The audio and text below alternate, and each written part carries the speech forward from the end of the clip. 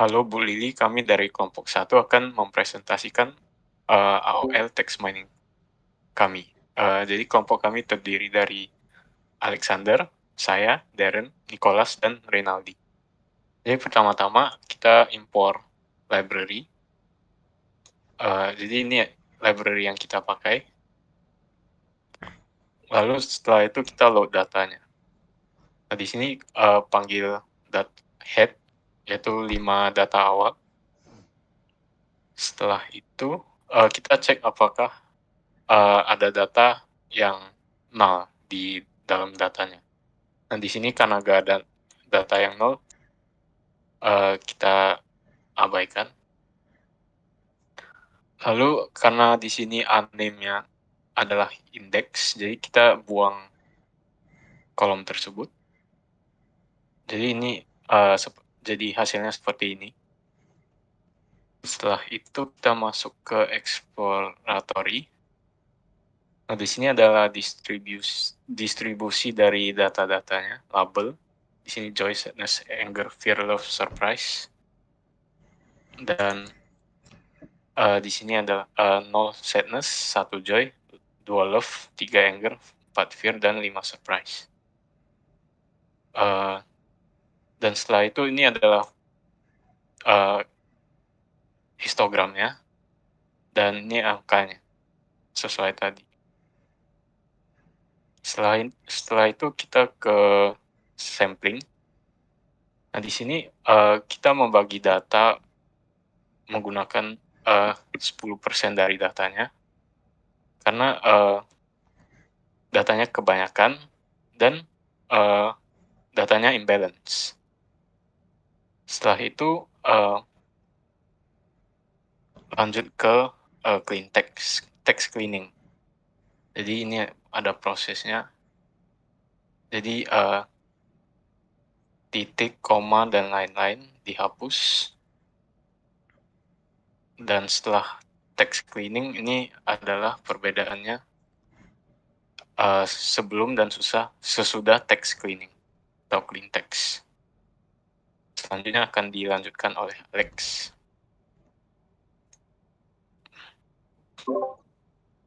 Oke, jadi untuk bagian factorization di sini karena kita menggunakan model BERT, jadi sebaiknya dengan tokenizer-nya itu kita juga menggunakan BERT.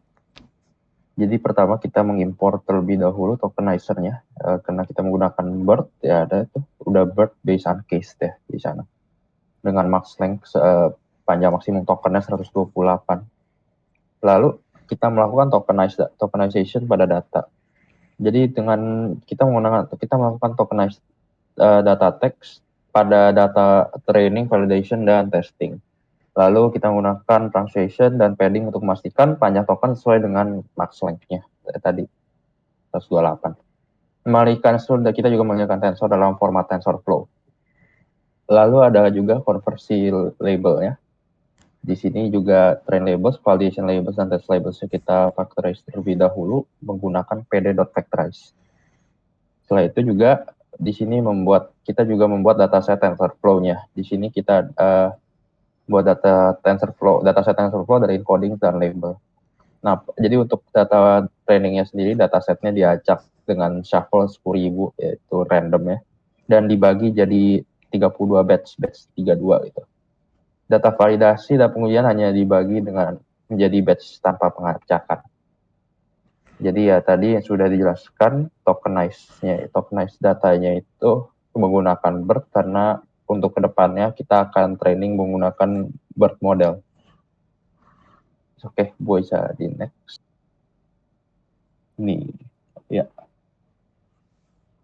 Di sini kita ada input ini ya, kita coba menggunakan salah satu data. Jadi kodenya ini daripada kita ngelakuin pada batch pertama pada dataset, train dataset ya. Dan cetak data input dan label untuk setiap batch.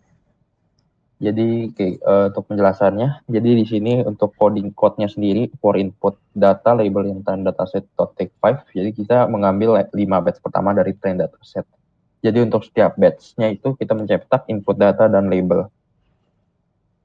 Nah, output datanya itu sendiri ada input data yang terdiri dari 3 tensor, input ID, token type ID, dan tension mask. Setiap tensor juga memiliki bentuk 32,80, menunjukkan 32 sampel per batch dan 80 token per sampel. Dan input ID ya berisi ID token ID dari tokenizer yang token type ID menunjukkan segmen ID-nya, tension mask berisi 1 untuk token nyata dan 0 untuk padding. Untuk output labelnya, label sendiri adalah ya tensor yang berisi label kelas untuk masing-masing dari 32 sampel dari batch, dan untuk tensornya 32,0 menunjukkan kalau ada 32 label per batch. Jadi untuk setiap item dalam input data dan label adalah bagian dari batch yang akan digunakan untuk melatih model BERT.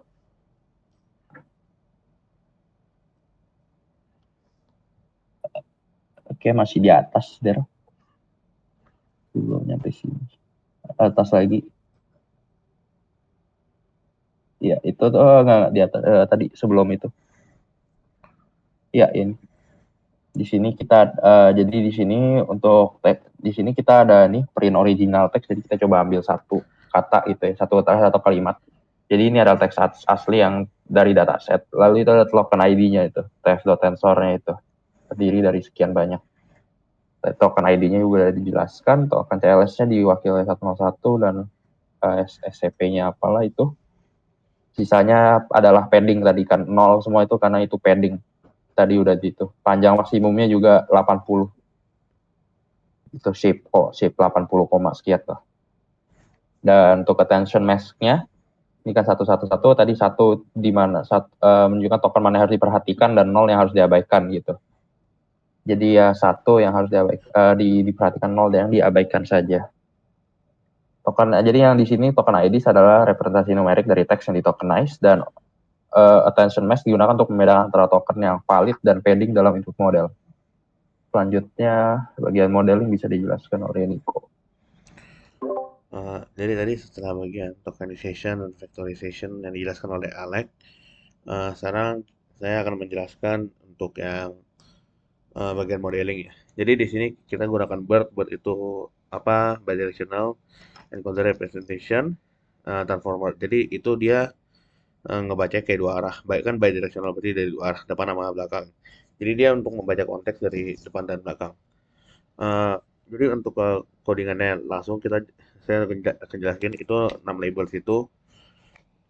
Di situ cuma untuk mencari panjang dari label unik. Jadi tadi kan ada 0 sampai 5. Ada 0 sampai 5 terus ya jadi di sini tuh dia cuma ngejelasin doang eh unik sendiri itu dari label pandas ya. Jadi kayak dia cuma ngejelasin jumlah total dari label unik tersebut. Setelah itu masih di kursel yang sama ada bird model itu. Nah di situ tuh dia menginisialisasi model bird untuk klasifikasi teks menggunakan TF bird for sequence classification dari library transformer yang sudah diimpor di atas tadi. Terus kita menggunakan model yang telah dilatih sebelumnya, yaitu bird based on case, itu tadi jelasin oleh Alex udah. Dan menjelaskan model ini untuk klasifikasi dengan jumlah label yang sesuai dengan tadi data label kita, itu 6 label. Nah, setelah itu ada optimizer, loss, sama matrix. Jadi optimizer kita gunakan Adam dengan learning age 2E pangkat 5 itu. Jadi optimizer ini bertanggung jawab untuk memperbarui bobot model sesuai gradiennya. Untuk loss sendiri ini, ya itu kan dia jadi menggunakan sparse categorical cross entropy sebagai fungsi loss function. Fungsi ini digunakan untuk kita memberikan label yang dikategorikan secara numerik, dan model yang kita gunakan itu mengeluarkan logit. Untuk metriknya ya kita pakai sparse categorical accuracy, ya itu buat akurasi aja nanti metriknya. Setelah itu, nah kita mengompilasi modelnya yaitu dengan birdmodel.compile. Jadi di sini optimizernya udah pakai optimizer, terus yang loss, metrik-metrik tadi semua sudah dituning di atas. Jadi tahap ini kita cuma menggabungkan doang gitu. Dan kompilasi model ini adalah langkah penting sebelum training model nanti yang akan saya jelaskan di bawah. Bagaimana model akan diperbarui terus-menerus dan dievaluasi selama training. Nah, berikut ini yang saya jelaskan adalah tentang training. Jadi tentang training itu kodenya cuma seperti bisa dilihat. Jadi kode ini bertujuan untuk melatih model BERT-nya ya, yang telah dibuat tadi di atas itu. Jadi bisa kita uraikan. Itu kan ada buat model.fit. Fit itu cuma metode dari Keras sendiri, dari tadi yang di library juga, digunakan untuk melatih modelnya. History ini cuman ya buat simpan doang gitu informasi doang. Informasi pelatihan sepertinya loss accuracy, fall loss, dan fall accuracy yang bisa dilihat di hasilnya, tapi itu nanti saja. Train dataset tuh juga dataset yang apa? Train dataset itu adalah dataset yang digunakan untuk melatih model tersebut. Dan epoch nih di sini epoch yang paling penting sini kenapa cuma 3? Karena setiap sekali jalan tuh kira-kira 9 sampai 12 menit. Tadi saya sudah mendapatkan ETA-nya. Maka dari itu saya dan tim saya memutuskan hanya menggunakan 3 karena device kita tidak bisa memadai dan juga karena waktu yang dihabiskan sangat banyak. Tetapi dengan 3 itu sudah dapat dilihat kalau akurasinya itu cukup bagus di sana. Dan itu validation datanya juga pakai file dataset yang di mana dataset tersebut digunakan untuk mengevaluasi doang kinerja modelnya. Jadi kode ini ya pada intinya cuma menggunakan dataset train 3 epoch bisa dilihat, dan selama pelatihan ini juga model juga dievaluasi. Dan dapat dilihat tuh dari 3 epoch akurasinya terus menaik, dan itu akan dilanjutkan oleh Ray untuk membahas evaluation dan akhirnya nanti prediction juga. Selanjutnya saya akan membahas evaluasi dari model ini. Jadi untuk evaluasi dari model ini kami menggunakan 4 matriks, yaitu precision, recall, F1 score, dan juga akurasi. Precision sendiri merupakan rasio di antara berapa data yang sudah dipredik positif per data yang tidak ini. Jadi saya akan masuk ke code-nya. Kita menggunakan 2 jenis code di sini. Jadi ada evaluation result, BERT model langsung di-evaluate menggunakan test data, dan kita ngeprint evaluation result itu untuk mencari test loss dan juga test akurasi. Dan juga cara kedua, di mana cara di bawah, kita menggunakan precision score dari scalar matrix. Precision score, recall score, F1 score, dan serta accuracy score dari scalar matrix. Code-nya bisa dilihat seperti di bawah ini. Lalu hasil dari model kita tidak terlalu bagus. Akurasinya hanya 32%. Hanya 32%. Ini kenapa hasilnya bisa seperti ini padahal di training tadi udah bagus? Asumsi dari kelompok kami adalah data yang kita gunakan kurang banyak untuk bisa menangkap konteks dari BERT. Karena BERT sendiri merupakan large language gabungan dari transformer yang memerlukan banyak data untuk bisa bekerja secara optimal. Sedangkan kelompok kami hanya menggunakan 42.000 total data entry, sehingga hal tersebut bisa menjadi kemungkinan mengapa model kita tidak terlalu bagus hasilnya. Lalu selanjutnya kita masuk ke prediction. Jadi